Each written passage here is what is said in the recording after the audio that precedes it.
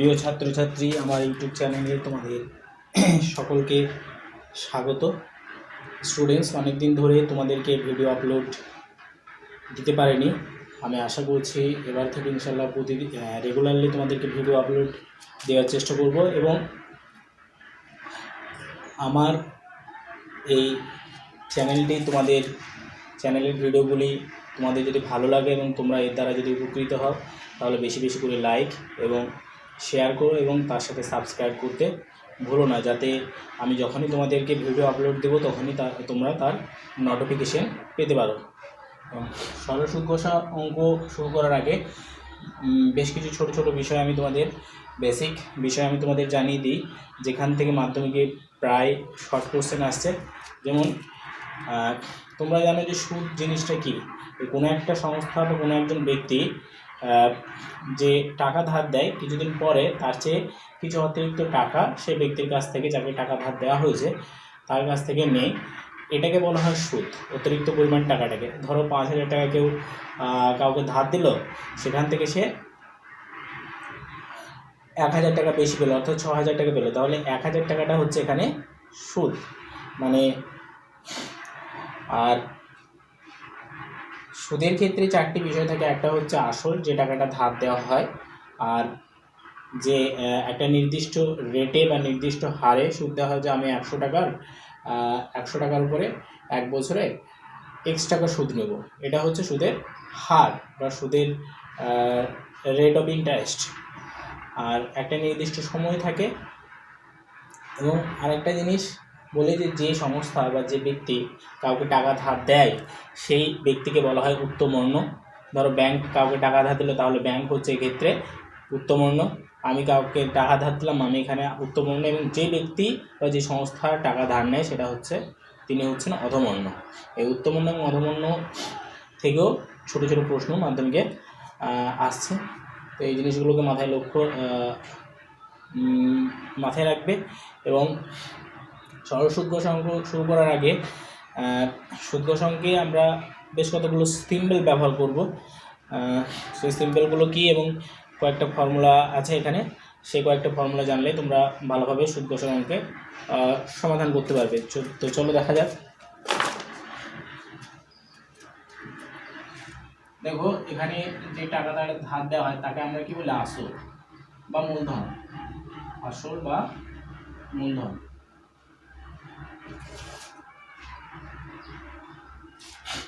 একে আমরা পি দ্বারা প্রকাশ করি, পি অক্ষর দ্বারা। এরপর হচ্ছে সুদ।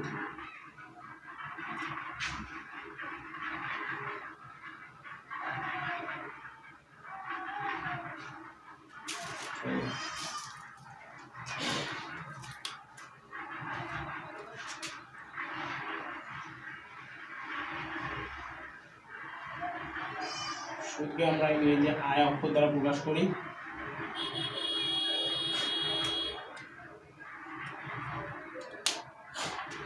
এরপর হচ্ছে তোমার সুদের হার।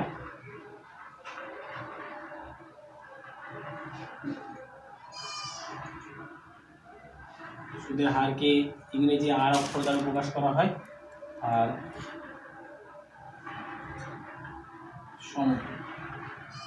সময়কে আমরা পি দ্বারা প্রকাশ করব। ঠিক আছে, এখানে যতগুলো অঙ্ক করা হবে, প্রতিটা অঙ্কে কিন্তু এই সিম্বলগুলোকে আমরা ব্যবহার করতে থাকবো। তো বারবার আমি বলবো না যে এখানে আর মানে কি, পি মানে কি এবং টি মানে কি, সেই জন্য তোমাদেরকে বলে দিচ্ছি। আর সুদের ফর্মুলা হচ্ছে I = P × T × R / 100। 1 নম্বর সূত্র, সুদ বের করার সূত্র। তোমাকে প্রশ্নে মূলধন, সময় এবং সুদের হার দেওয়া থাকবে। তার থেকে যদি সুদ বের করতে হয়, তাহলে তোমাকে এই ফর্মুলা ব্যবহার করতে হবে। 2 নম্বর হচ্ছে কি, ধরো তোমাকে আসল বের করতে হবে, তাহলে সেক্ষেত্রে 100 গণিত সুদ বাই সময় গণিত সুদের হার।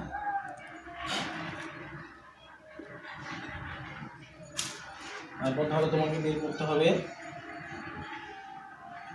সুদের হার, সেক্ষেত্রে 100 গণিত সুদ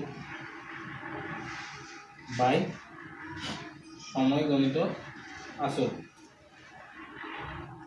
আর যদি তোমাকে সময় বের করতে হয় তাহলে সেই করতে হবে 100 গণিত সুদ বাই আসল গণিত সুদের হার। এটা হচ্ছে, এই চারটে হচ্ছে তোমার সুদ কষা অঙ্কের সূত্র, এই চারটে অঙ্কের সাহায্যে হবে। দেখো যদি তোমরা এই একটা ফর্মুলা মনে রাখতে পারো, বাকিগুলো মনে রাখা কিন্তু খুবই সহজ। কিভাবে দেখো, সুদ সমান 3 থেকে গুণ বাই 100। বাকিগুলো প্রত্যেকটার ক্ষেত্রে একটা জিনিস কমন দেখো, যে তোমাকে যদি আসল বের করতে হয় তাহলে 100 গণিত সুদ, লবে যদি সুদের হার বের করতে হয় তাহলে লবে 100 গণিত সুদ, সময় বের করতে হলো লবে 100 গণিত সুদ। আর নিচে কি থাকছে, নিচে এই যে চারটি বিষয় আছে, এই চারটি বিষয়ের মধ্যে তুমি যেটা ফাইন্ড আউট করবে অর্থাৎ যেটা বের করবে সেটা বাদ দিয়ে বাকি দুটো গুণফল। ওকে, তো এবার আমরা অধ্যায় সরল সুদ কষা অঙ্কের অধ্যায়ে যাব এবং বেশ কিছু অঙ্কের সমাধান দেখব। চলো দেখা যাক।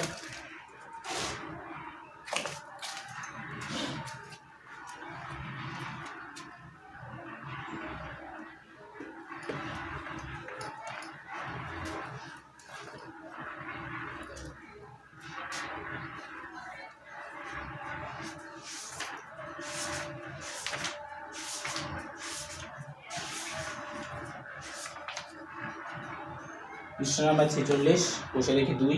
তোমরা সকলেই বের করো, আগে বুঝে নাও কীভাবে করছি আমি অঙ্ক, তারপরে করার চেষ্টা করবে।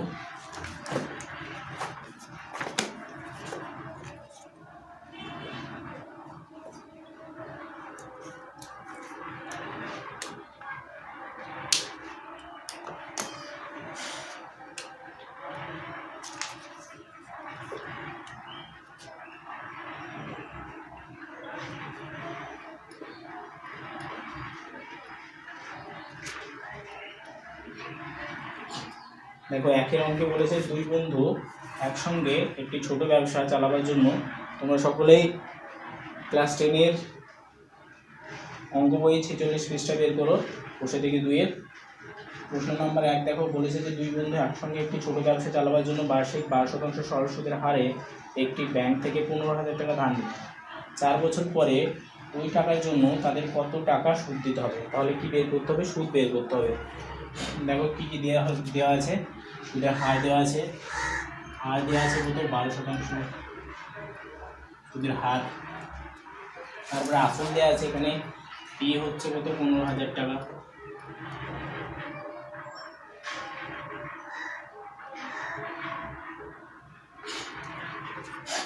সময় এখানে বলা আছে টি 4 বছর।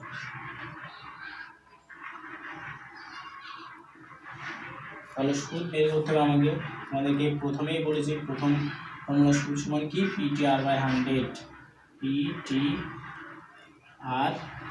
বাই 100। তাহলে পি কত এখানে? 15,000, টি অর্থাৎ সময় কত এখানে? 4 বছর, আর হচ্ছে কত? 12% বাই 100। দেখো এই দুটো শূন্য, এই দুটো শূন্য কেটে দাও, তাহলে কত হচ্ছে? এখানে 150 গণিত 4, 600 গণিত 12, 7,200 টাকা। তাহলে সুদের পরিমাণ কত হচ্ছে? 7,200 টাকা। তাহলে এগুলো অতএব 4 বছর পরে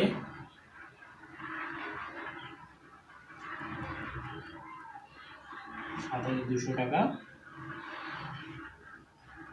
সুদ দিতে হবে।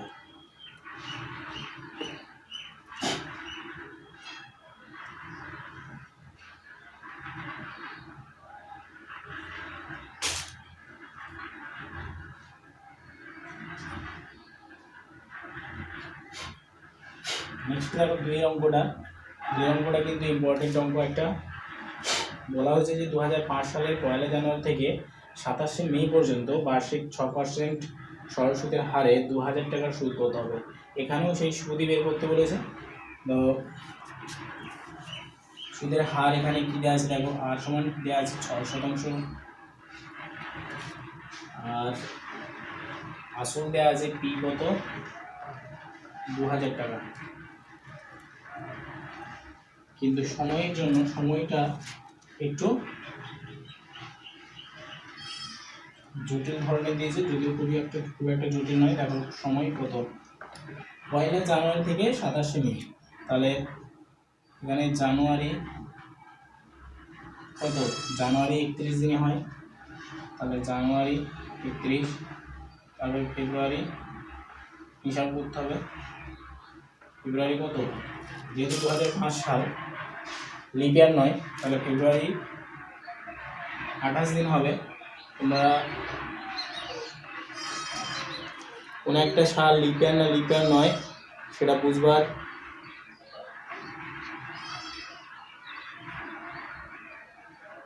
নিয়ম হচ্ছে যে সেই সালটাকে 4 দিয়ে ভাগ করবে, ভাগ করার পরে যদি ভাগশেষ না থাকে তাহলে সেটা লিপ ইয়ার, অর্থাৎ সেখানে ফেব্রুয়ারি মাস 29 দিন হবে। আর যদি ভাগশেষ থাকে তাহলে সেটা লিপ ইয়ার হবে না, এবং সেই ক্ষেত্রে ফেব্রুয়ারি মাস 28 দিন হবে। 2005 সাল লিপ ইয়ার নয়, সেজন্য ফেব্রুয়ারি মাস 28 দিন। জানুয়ারি, ফেব্রুয়ারি, মার্চ, মার্চ কত দিনে হবে দেখো, জানুয়ারি, ফেব্রুয়ারি, মার্চ, মার্চ 31, এপ্রিল, এপ্রিল 30,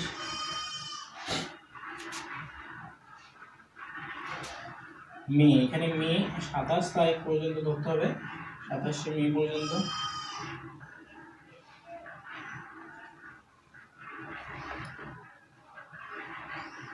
দেখো কতদিন হচ্ছে, এখানে 7, 8, 8, 8, 16, 17, আর এখানে 2, 2, 3, 5, 3, 8, 2, 10, 10, 13, আর 1, 14। হ্যাঁ, এবার একটা জিনিস, এখানে 27 মে পর্যন্ত আছে, সেই জন্য একদিন কম সুদ লাগবে।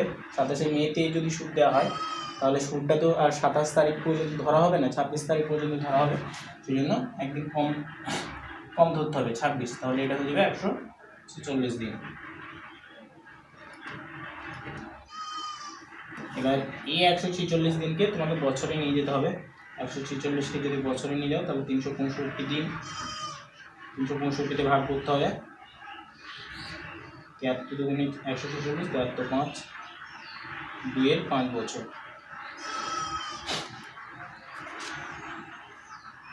এবার তাহলে দেখো সুদ, অতএব সুদ সমান কী হবে, সুদ সমান আমরা জানি PTR/100, পি হচ্ছে এখানে কত 2000, টি মানে সময় 2/5, ইন্টু আর মানে 6/100, ঠিক আছে। এই শূন্য, এই শূন্য, এই শূন্য, এই শূন্য কাটলো, দেখো 5 4 20, তাহলে 4 দুগুণে 8, 8 48, 48 টাকা।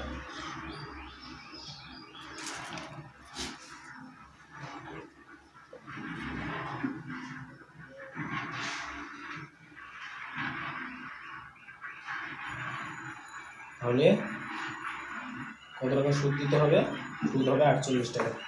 তাহলে নিম্ন সুদের পরিমাণ 48 টাকা।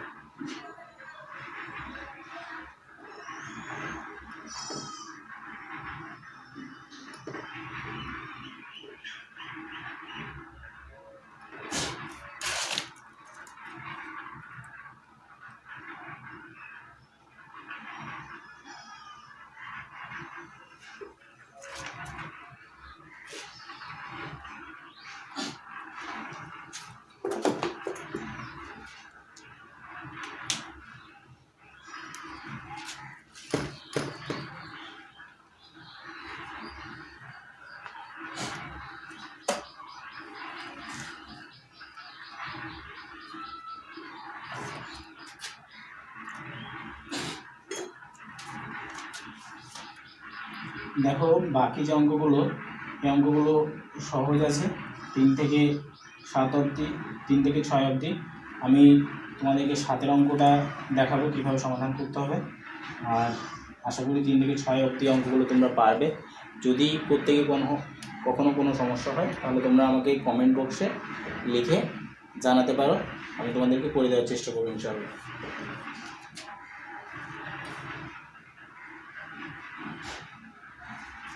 দেখো 7-এর অঙ্কটা কি বলা হয়েছে, বার্ষিক 6% সরল সুদের হারে কোনো টাকা কত বছরে দ্বিগুণ হবে হিসাব করে লিখে। বার্ষিক 6% সরল সুদের হারে কোনো টাকা কত টাকা সেটা বলেনি, টাকার পরিমাণটাকে আমরা এক্স ধরে নিতে পারি বা 100 টাকা ধরেও করতে পারো। যে ধরি এখানে আসল মানে পি, আসল সমান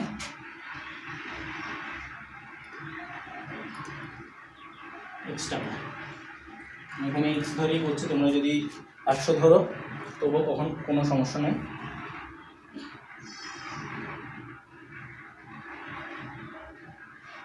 কত বছরে দ্বিগুণ হবে, অর্থাৎ এক্সট্রা 2x হয়ে যাবে, তাহলে সুদে আসলে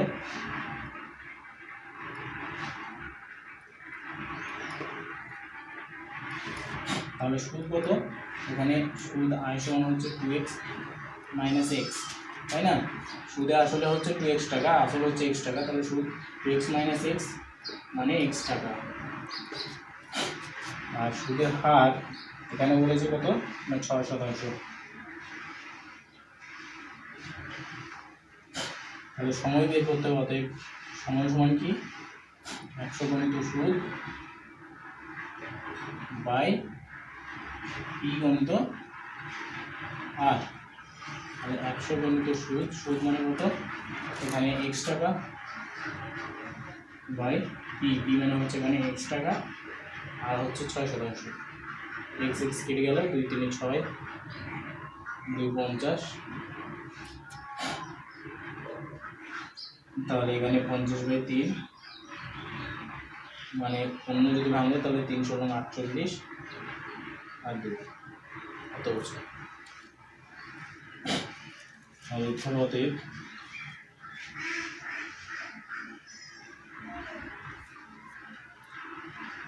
ওই টাকা 16 × 2 3 বছরে দ্বিগুণ হবে।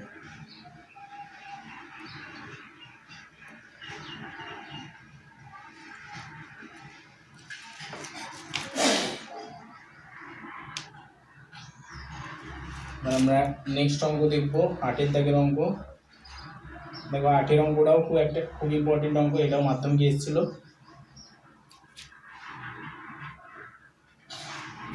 বলা হচ্ছে যে মান্নান মিয়া কিছু টাকা ধার করার 6 বছর পরে দেখলেন ব্যয় সরল সুদের পরিমাণ আসলে 3/8 হয়ে গেছে, আসলে 3/8 হয়ে গেছে, বার্ষিক শতকরা সরল সুদের হার কত ছিল। খুবই সহজ অঙ্ক, আবার ইম্পর্টেন্টও, কারণ এটা মাধ্যমিকে 2-1বার এসেছিল। সুদের পরিমাণ আসলে 3/8, তাহলে ধরি আসলটা সমান x টাকা,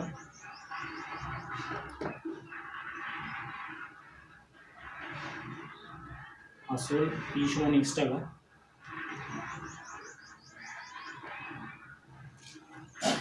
তাহলে অতএব সুদ আয় সমান কত না, আসলে 3/8 মানে কত, আসলে 3/8 মানে হচ্ছে 3/8 গুণিত x এত টাকা মানে 3x বাই 8 টাকা,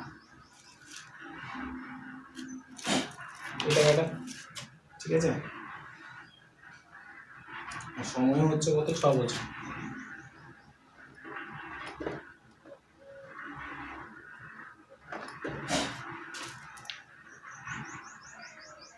সুদের হার ওদের আর হচ্ছে 100 গণিত সুদ,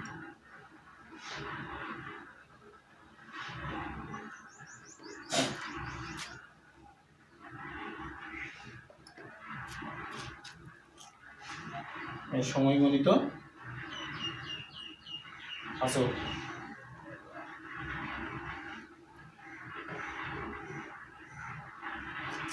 তাহলে দেখো এই এক্স এক্স ক্যান্সেল, 2 3 6 2 50 আর 4 2 8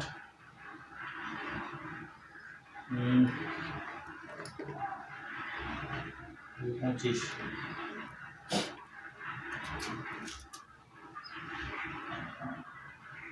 তাহলে এখানে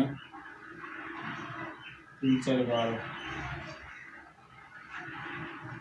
25/,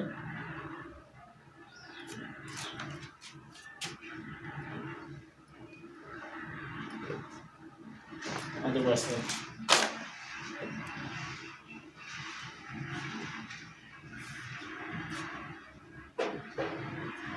Student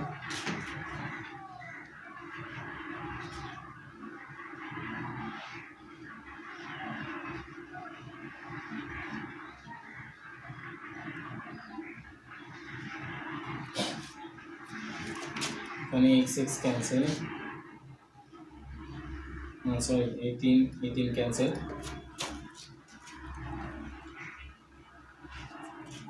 then 25/6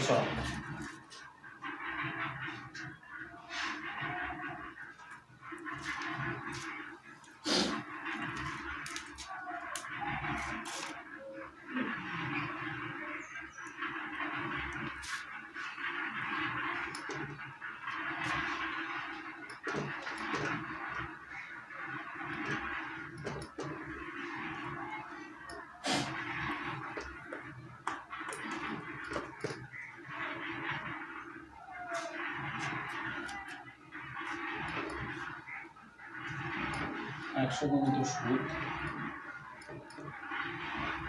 বাই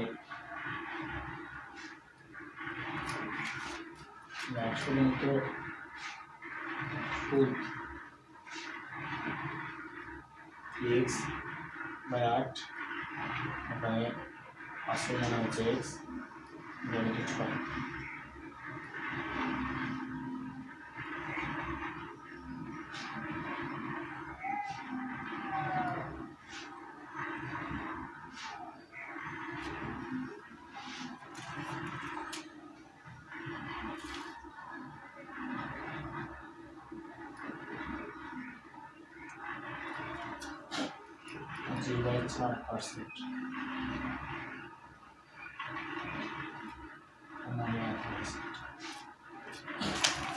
তাহলে 82% সরলসুদের হার 6.1/4%।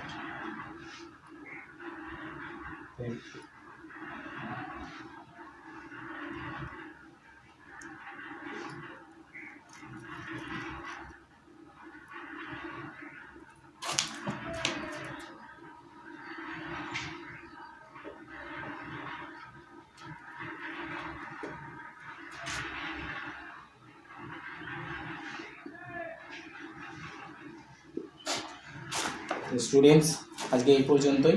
আবার দেখা হবে পরবর্তী ক্লাসে, নেক্সট এপিসোডে। আমার এই ভিডিওটি তোমাদের যদি ভালো লাগে বা এর দ্বারা যদি তোমরা উপকৃত হও, তাহলে ভিডিওটিকে লাইক করো, শেয়ার করো এবং সাবস্ক্রাইব করতে ভুলো না। Thanks for watching.